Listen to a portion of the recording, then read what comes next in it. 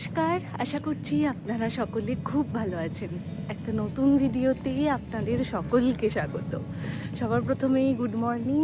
আজকে একটু আমি আর রাজা বেড়াতে যাচ্ছি, মানে ওই দুদিনের ট্রিপ আর কি। তো হাতে একটু ছুটি পেলেই সামনাসামনি যে জায়গাটা রয়েছে দীঘা মন্দারমণি, তো আজকে আমরা যাব মন্দারমণিতে। তো এখন ঘড়িতে বাজে 5:37, আমাদের 6:30 স্প্ল্যানেড থেকে বাস রয়েছে। তো এখান থেকে আমরা ক্যাবে করে যাব। ক্যাবে উঠে পড়েছি আমরা, এবার যাচ্ছি স্প্ল্যানেডের দিকে। 6:08 মধ্যে পৌঁছে যাওয়ার তো কথা।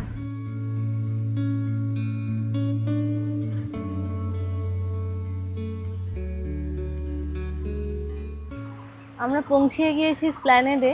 তো এখানে ওই যে পিয়ারলেস যে হোটেল আছে, এই যে আমার একদম পিছনের দিকে পিয়ারলেস হোটেল, তার সামনেই দাঁড়িয়ে আছি। এখানেই রয়েছে মেট্রো গেট নাম্বার 8। তো এখান থেকেই আজকের বাসটা ছাড়বে দীঘা যাওয়ার। আমরা আজকে যাচ্ছি রায়পুর ক্রুজারে, তবে এই বাসটা স্প্ল্যানেডের যে বাস স্টপ রয়েছে সেখান থেকে কিন্তু ছাড়ে না। তার জন্য ওনারা বলেছেন এই জায়গাতেই ওয়েট করতে, এখানেই বাস আসবে। যাই হোক, এখন বাজে 6:10, এবার বাসের জন্য অপেক্ষা করব। এত সুন্দর লাগছে সকালবেলাটা। বৃষ্টি হয়েছে, হ্যাঁ, কালকে সারা রাত বৃষ্টি হয়েছে, কোনো রোদ নেই, আর রাস্তাঘাটে অত ভিড় নেই। ওই গাছটা কি সুন্দর লাগছে না? কাগজ ফুলে। ঘড়িতে এখন ঠিক 6:30 বাজে, আর আমাদের আজকের মন্দারমণি যাওয়ার বাহনও এসে উপস্থিত। আসলে আমরা এর আগে গ্রিন লাইন, শ্যামলী এই সমস্ত বাসে চেপেছি, তাই মনটা হলো একটা নতুন বাসে চাপা যাক।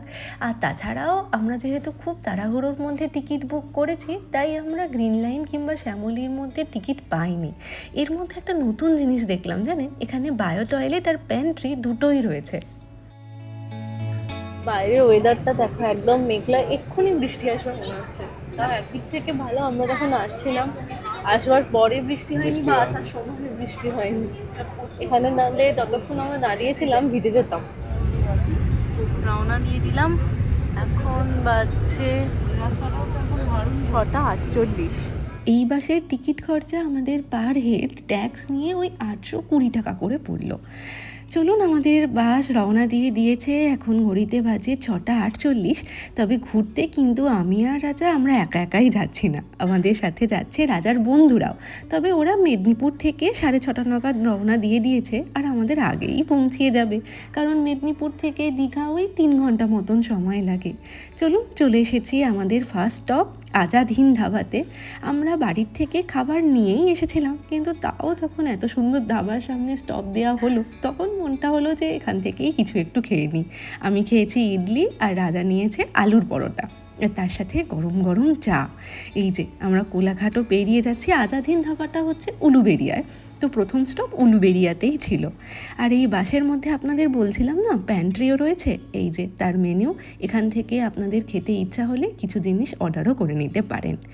আমরা এখন চাউল খোলাতে, ঘড়িতে এখন ওই 11:30 মতন বাজে। এখান থেকে আমাদেরকে অটো কিংবা টোটো ধরে রিসর্ট পর্যন্ত যেতে হবে। আমাদের আজকের এখানকার স্টের নাম হচ্ছে, কি নাম ভুলে গেছি, বেঙ্গল রিট্রিট। বেঙ্গল রিট্রিট। এটা হচ্ছে বোম্বে বিচ রিসর্ট, যেটা ঠিকঠাক। আজকে আমরা মন্দারমণিতে যে হোটেলটাতে থাকবো সেটা রাজার বন্ধু পৃথ্বীশদা আর অভিদি করেছে। আসলে ওরা এর আগেও অনেকবার এখানে এসেছে, তাছাড়া ওরা ট্রাভেল ব্লগিং করে, তো তাই এরকম হোটেল বা রিসর্টের সম্পর্কে ওদের অনেকটা জ্ঞানও রয়েছে।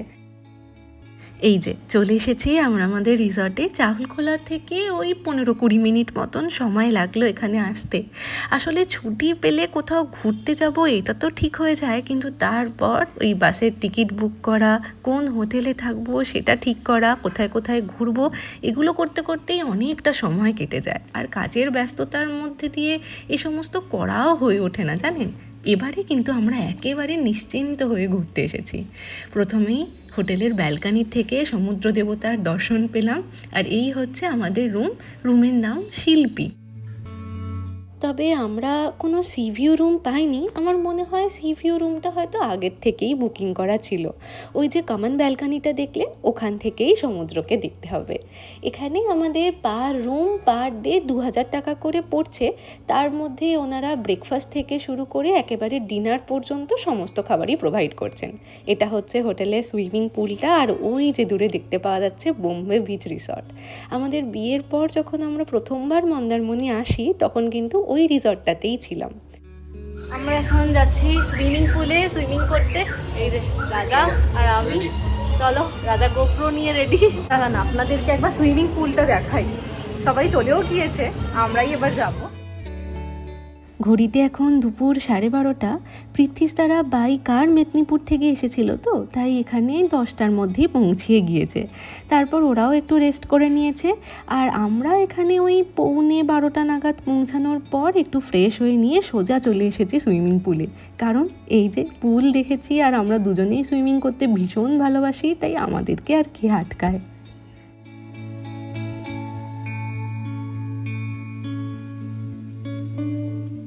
অনেক দিন পর বন্ধুদের সাথে এরকম একটা ট্রিপে আসা, বেশ মজা করলাম জানেন। চলে এসেছি এখন খাবার টেবিলে। ঘড়িতে এখন দুপুর 3টে। আজকে আমাদের মেনুতে রয়েছে ভাত, ডাল, আলু ভাজা, তার সাথে আলু পটলের তরকারি আর কাতলা মাছের কালিয়া। ও, আপনাদের সাথে তো পরিচয়ই করানো হয়নি। সাদা জামাতে যাকে দেখলেন সে হচ্ছে পৃথ্বীশদা, রাজার ছোটোবেলাকার বন্ধু। আর তার পাশে নীল জামাতে রয়েছে ইন্দ্রদা। আজকে জানেন দারুণ একটা ব্যাপার হয়েছে। আমরা সন্ধেবেলা যখনই ঘুম থেকে উঠলাম, বাইরে বেরিয়ে দেখি আকাশ ভর্তি চাঁদের আলো।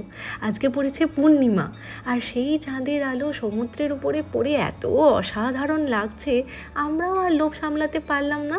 হোটেলের যে সিঁড়িগুলো রয়েছে সমুদ্রের উপরে, আমরা সেখানেই চলে এসেছি।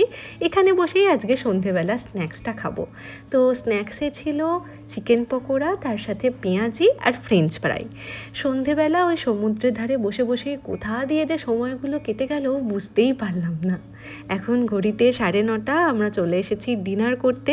ডিনারে আছে রুটি, তার সাথে চিকেন, আর ছিল ডাল আর গোলাপ জামুন। আজই সেকেন্ড দিন, আমরা এখন ব্রেকফাস্ট করতে যাচ্ছি। আজকে তেমন কোনো প্ল্যান নেই, এই গোটা ট্রিপটা এমনি জাস্ট রিল্যাক্স করতে এসেছি আমরা। আর একটা জিনিস দেখাই, এই অবধি পুরো জল। মানে আমরা যে হোটেলটাতে আছি, ওই যে সামনে সিঁড়ি দেখা যাচ্ছে, ওখানটা দিয়ে নামলেই সামনেই জল। সকালবেলাগুলো সাধারণত ভাটা পড়ে যায়, কিন্তু এখন পূর্ণিমা চলছে বলে মনে হয় এতটা জোয়ারের জল। চলো যাওয়া যাক, ব্রেকফাস্ট করে নিই। 9:30 অবধি ব্রেকফাস্টের টাইম। হ্যাঁ, তো ঘুম থেকে উঠতে একটু লেট হয়েছে। আমরা এখন যাচ্ছি ব্রেকফাস্ট করতে, নিচে বাকিরা আছে। কত ফুল ফুটে আছে এই গাছটায়, সাদা হয়ে আছে পুরো।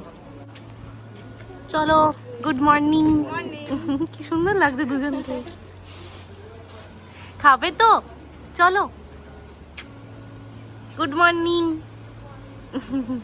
বাইরে এখন প্রচণ্ড জোয়ার চলছে, দেখতেও ভীষণ ভালো লাগছে। তবে ব্রেকফাস্টটা করবার পর সমুদ্রের ধারে যাব। আমাদের আজকের ব্রেকফাস্টে রয়েছে ব্রেড অমলেট আর পুরি সবজি। কালকে আমরা এই জায়গাটাতেই বসেছিলাম, এখন জোয়ার চলছে। এই যে পুরো সিঁড়িটা অবধি জল এসে গেছে। না,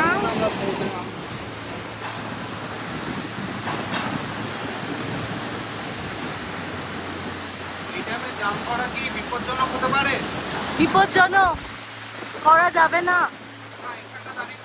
না, এই যে পাথরগুলো আছে তার জন্যই বিপজ্জনক।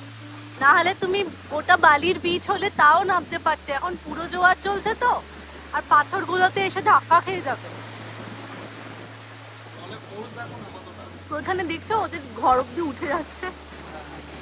আসলে কালকে পূর্ণিমা ছিল তো, সেই জন্যই আজকে জোয়ারের পরিমাণটা অনেকটা বেশি। তবে এখন সমুদ্রে একেবারেই নামা যাবে না, তাই আমরা সমুদ্রের পাড়ে বসেই না হয় সমুদ্র দেবতাকে উপভোগ করব। এই যে সেটটা দেখছেন, এটা মনে হয় কোনো কারণে কখনো ঝড়েতে ভেঙে গিয়েছিল, আর এখন হাওয়া দিচ্ছে তো এটা প্রচণ্ড আওয়াজ হচ্ছে। তাই রাজা, পৃথ্বীশদা সকলেই একবার একবার করে চেষ্টা করলো, কিন্তু শেষমেশ ওকে আর বেঁধে রাখা গেল না। আমরা সমুদ্রের পাড়ে বসে এই ডাবটা খাচ্ছি, এত অসাধারণ অসাধারণ খেতে, জলটা পুরো মিষ্টি, তবে ওই 100 টাকা করে করে একটা ডাব, জানেন। চলুন আজকের ভিডিওটা তাহলে এখানেই শেষ করছি। আজ তাহলে আসি, আবার আসবো নতুন একটা ভিডিও নিয়ে। ততক্ষণ সকলে সুস্থ থাকবেন, সচেতন থাকবেন আর সকলের খেয়াল রাখবেন। ভালো লাগলে ভিডিওটাকে একটা লাইক করে চ্যানেলটাকে সাবস্ক্রাইব করতে পারেন।